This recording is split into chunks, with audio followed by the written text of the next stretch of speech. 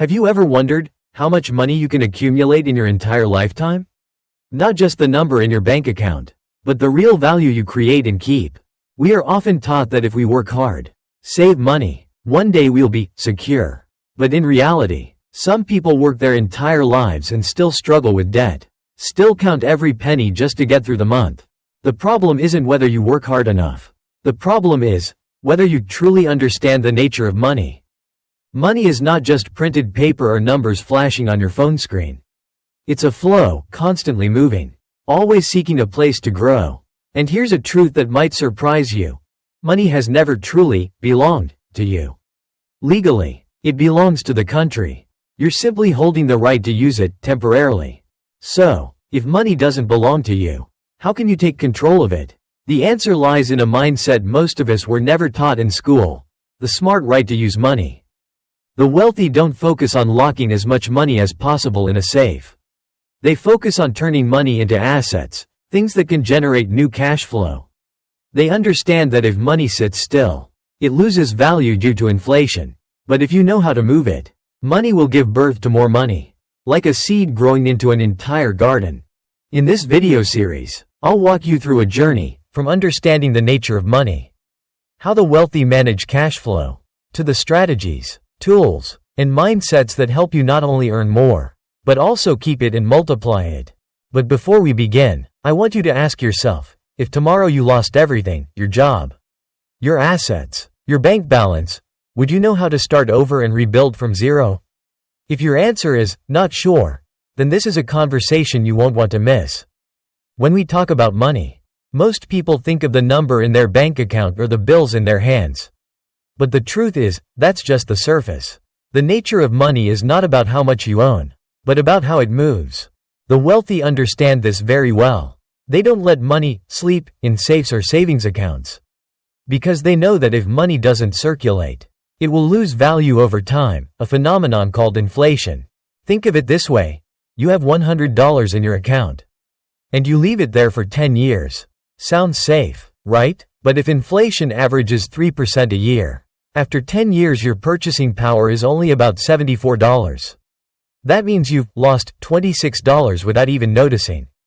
The wealthy don't hold on to cash for long. They quickly turn it into cash flow generating assets, rental real estate, dividend paying stocks, profit making businesses, or even intangible assets like brand value.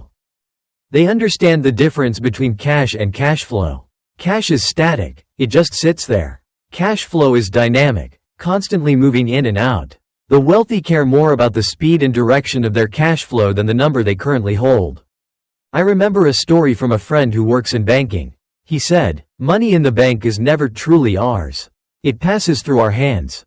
And our job is to keep it flowing, keep it generating returns." This is exactly how financial institutions operate. They don't keep money, they move it. If you want to start thinking like the wealthy, ask yourself, is my money currently sitting still or working? If it's sitting still, find a way to put it to work, even if it's just a small investment or a side income stream. And here's the core principle we'll carry throughout this journey. Don't just think about making money, think about how money can make more money. Once you master this mindset, the way you see the world will change completely. As children, we were often taught that ownership is everything. Owning your own home, having a car in your name, holding a large sum in your bank account, that's success. But the more I've interacted with successful people, the more I've realized, they're not obsessed with ownership, they care about the right to use. Ownership gives you peace of mind, but usage gives you power. The wealthy understand they don't need to own everything to benefit from it. They only need the right to use it, at the right time, in the right way. Look at the gaming industry. Millions of people are willing to spend money on virtual items or currency inside a game, even though they know they don't truly own it in the real world. What they pay for is the right to use, the right to experience, to participate, to enjoy value in that environment. In-game currency can still be traded and valued, as long as the community believes in it. This is the basic principle of all currencies, including Bitcoin. Value exists because of trust and the ability to exchange. Big brands also leverage this principle. Apple doesn't just sell phones, they create an Apple fan community. People willing to pay more not just to own the product, but to have the right to use it within a sleek, synchronized, and convenient ecosystem. Xiaomi has Mi fans. Tesla buyers aren't just purchasing an electric motor. They're buying the experience and the right to be part of Elon Musk's vision. The wealthy know that flexible usage rights can sometimes be more beneficial than rigid ownership. You can rent an asset only when you need it. Instead of buying and carrying maintenance costs all year, you can collaborate to share resources, instead of bearing the full expense alone. For example, I know an entrepreneur who runs a group buying platform. Customers pay up front, but goods are delivered 1 to 2 weeks later. During that time, he invests the money short-term, generating enough profit to cover an entire month's operating costs. So how does this relate to you? Even if you don't own a billion-dollar platform, you can still apply this mindset. For example, if you sell products, you can encourage prepayment and deliver later. If you provide services, you can collect deposits and use that money to operate. The principle here is, make money work for you the moment it touches your hands. Don't let it sleep in your account. The question you should ask yourself, is the money I earn flowing through my hands or is it stagnating? And if it's stagnating, what can I do to make it earn more today? There's a famous quote from the Rothschild family, financial titans of the 19th century. Give me control of a nation's money, and I care not who makes its laws. At first, it may sound arrogant, but if you look back at history, you'll see it's frighteningly accurate. In 1944, as World War II was nearing its end, 44 nations met in Bretton Woods, USA, to establish a new monetary system. The result? The US dollar was pegged to gold, and every other currency was pegged to the dollar. In other words, the US became the central bank of the world. But in 1971, President Richard Nixon announced the end of the gold standard. The USD was no longer backed by gold, it was backed by trust. And yet, the US still held the right to print the world's reserve currency. This allowed the US to spend far beyond what they truly had, funding wars, projects, and expanding global influence, while other nations had to work for real to earn USD. The lesson here is, financial power is not about how much you have, but about who controls the flow of money.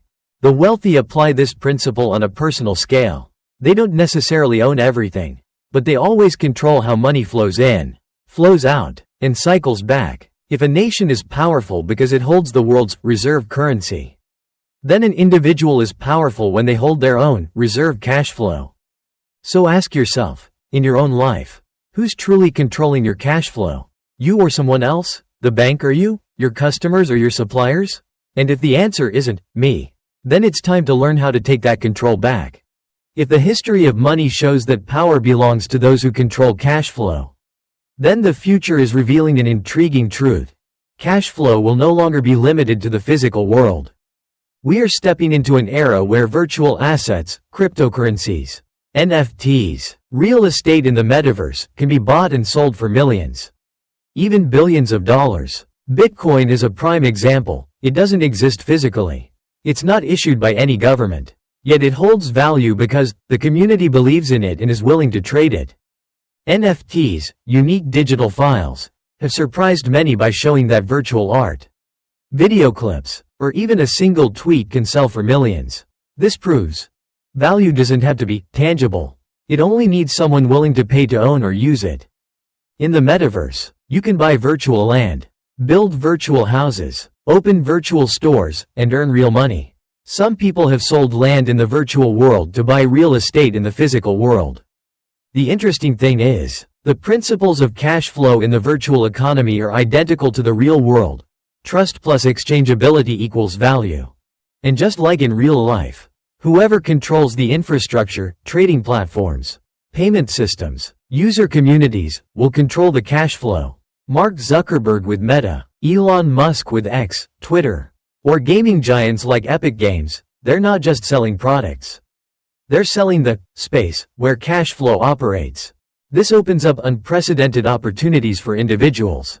You don't need to be a government or a giant corporation to create your own economy.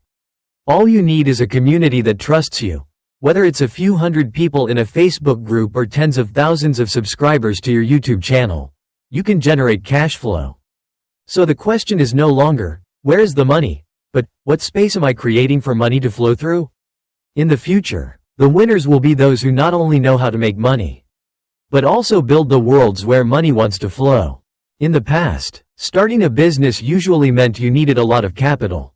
You had to pay for a location, stock inventory, hire staff. But in the digital era, many million-dollar businesses have been built from zero. Why? Because the greatest assets are no longer cash, but ideas, skills, and the ability to connect communities. Look at YouTubers, TikTokers, or content creators. They don't need factories or teams of dozens. With just a phone, a compelling story, and persistence, they can generate a stable income, sometimes even wealth. Another example: online courses. You don't need to rent venues or print materials. With truly valuable knowledge, you can sell to thousands of people worldwide, whether you're in a cafe or your bedroom. The key point is, you leverage existing platforms to minimize initial costs. Facebook, Instagram, YouTube, Etsy, Amazon, all give you the opportunity to reach customers without paying for a storefront or building a system from scratch. Successful zero-capital entrepreneurs understand that instead of spending money to acquire resources, they borrow existing ones, infrastructure, technology, communities, and pay back with the value they create. The problem isn't, I don't have capital. It's, I haven't figured out how to turn social and intellectual capital into money. And in this era, social capital, relationships, community, reputation, and intellectual capital, knowledge, skills, can be more powerful than cash. A viral post, a million-view video, or a loyal community can open multiple streams of income at once. The question for you is, if you had to start today with $0, what would you do to create your first cash flow within the next 30 days? And this isn't just a business exercise, it's a way to train flexible thinking. A survival skill in this rapidly changing era. There's an interesting truth that few people notice. Money isn't just numbers in a bank account. Money is also emotion. When you have plenty of money, you feel secure and confident. When your money runs low, you feel anxious and pressured. And those emotions directly shape how you spend, how you invest, and even how you earn. Some people, even after becoming wealthy, live with a fear of loss mindset. They avoid investing or taking risks because the memories of poverty still haunt them. Conversely, others spend everything as soon as they earn it, viewing money as something to enjoy in the moment, not as a tool to build the future. The psychology of money reveals that financial decisions are rarely purely rational. We often act based on personal experiences, beliefs, and emotions, sometimes entirely disconnected from reality. For example, when the stock market rises, people rush to buy for fear of missing out, FOMO. When the market falls, they sell in panic, panic selling. These two emotions, greed and fear, have caused many people to lose money. The wealthy often master their financial emotions. They don't let the market dictate their moves. They have a plan and discipline, knowing when to act and when to wait.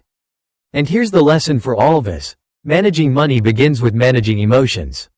You need to know yourself, what you fear, what you desire, and what makes you lose control before you even think about an investment or wealth strategy. So, the next time you make a financial decision, ask yourself, am I doing this out of reason or emotion? The answer may be the key to avoiding the costliest mistakes of your life. In investing in business, everyone talks about making a profit, but few spend enough time talking about protecting the money they've made. The wealthy understand a truth. Growth without protection is like building a house on sand. One big wave, and everything could collapse. Risk management isn't about being afraid or avoiding opportunities. It's about having a plan for when things don't go your way. A smart investor doesn't just ask, how much can I make, but also, if I'm wrong, how much will I lose? And can I survive that? For example, in stocks, they always set a stop loss, a preset loss limit to prevent further damage. In business, they diversify revenue streams, never letting one customer or one product account for more than 30% of income. Asset protection is also a legal story. The wealthy often separate personal and business assets into two different legal entities so that if the business faces trouble, their personal wealth remains safe. They also invest in insurance, not out of fear, but because it's part of the strategy. Insurance is a way to transfer risk from an individual to an entity capable of bearing it. In personal finance, the same principles apply. Do you have an emergency fund of at least 3 to 6 months' living expenses? Do you split your money into multiple accounts to avoid spending it all? Do you diversify investments so you're not reliant on one income stream? Risk is unavoidable, but with preparation, risk stops being a destroyer and becomes a stress test, making you stronger every time you overcome it. A question for you to reflect on: if tomorrow all my income sources disappeared, how long could I survive? If the answer worries you, that's a good sign. It means you've just realized it's time to start managing risk today. We've taken a journey together, from understanding the power of cash flow, the historical lessons of monetary power, to the future of the virtual economy, zero capital entrepreneurship, the psychology of money, and finally, how to manage risk to protect what we've built. There's a common thread tying all these stories together. Money is not just a tool, it's a flow. And whoever controls that flow writes their own story. But control here is not about holding as much money as possible. It's about mastering the mindset, emotions, skills, and systems through which money flows. We are living in an unprecedented era, where opportunities are not reserved only for the wealthy or powerful. A smartphone, a creative idea, and a community that trusts you, these are enough to create your own economy. But opportunities only turn into results when you take action. You don't need to start with a giant leap. Start with one small change. Launch a channel to share your knowledge. Create a digital product, or simply manage your spending more wisely. Remember, money doesn't sleep. If you don't control it, someone else will. And when that happens, you become a participant in someone else's story, instead of the author of your own. So start today, wherever you are on your financial journey. Set your goal to become a creator of the flow, a place where money wants to arrive. Move, and multiply. And if this video has inspired you, share it with a friend. Who knows, you might just plant a seed of change in their life, and in yours as well.